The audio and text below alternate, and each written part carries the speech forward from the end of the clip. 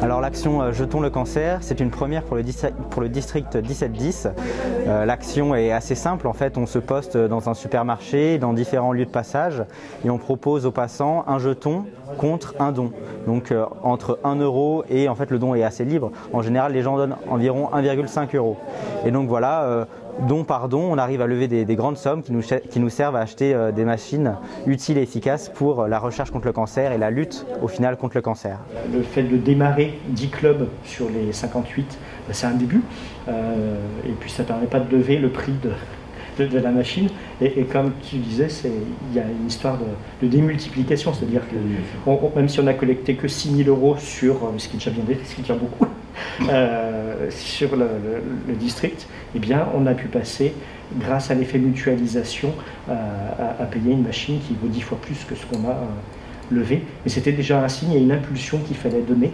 En fait, il se trouve que cette action est au niveau national, voire même international, car il y a la Belgique aussi qui participe. Et donc, en mutualisant les sommes, ça nous permet de valider des projets de grande ampleur, comme ici, où on a pu acheter donc une imprimante 3D de cellules pour aider le centre Léon Bérard à continuer la recherche. Est-ce que cette action se situe totalement et tout à fait dans l'ADN du Rotary, servir pour un monde meilleur? Servir pour changer le monde, servir pour aider les autres, c'est d'ailleurs le thème de cette année auquel je me suis astreint de participer du mieux que je le puisse. Quelles seront les prochaines actions que vous allez entreprendre? Alors pour ma part, je vais devoir arrêter pour l'année prochaine parce que je vais devoir me concentrer sur mes études, mais j'espère que mes successeurs en tout cas vont reprendre le flambeau et continuer cette belle action qui rapporte ses fruits d'ores et déjà. Vous êtes vous-même dans le monde médical? Exactement, je fais des études de médecine, donc là je passe en 6e année, l'année charnière pour choisir la spécialité. C'est pour ça que je dois malheureusement me couper un petit peu du Rotary pour me concentrer sur la suite des études. En tout cas, bravo et merci. Je rappelle que vous êtes rotaracien, que vous avez travaillé avec les 58 clubs du district 1710, 51 clubs Rotary et 7 clubs rotaractiens, et que c'est vraiment une très belle action. Merci à vous. Donc au Centre Léon Bérard, la recherche du Centre Léon Bérard balaye tout un tas d'activités, et notamment des activités fondamentales où nous allons essayer d'aller comprendre au cœur de la tumeur comment se déroule un processus cancéreux, comment la cellule devient cancéreuse, comment ensuite elle va échapper à tous les systèmes de contrôle de l'organisme, et enfin comment elle va également résister au traitement qu'on peut lui donner. Si j'ai bien compris, dans la chaîne, il y a la recherche, et vous en êtes un des pions essentiels, et puis il y a également après le traitement.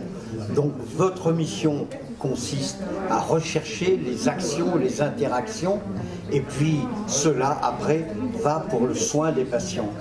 Exactement. On a la chance sur le site du Centre Léon Bérard d'avoir à la fois une recherche qu'on dit fondamentale, dont le but est, comme je le disais précédemment, de comprendre les mécanismes, et les médecins qui soignent les patients. Et en fait, on a développé au cours des 20 dernières années le maillon qui est entre les deux, ce qui s'appelle la recherche translationnelle, et qui va permettre d'amener les découvertes de nos scientifiques au lit du patient sous forme de nouveaux traitements, d'innovations thérapeutiques.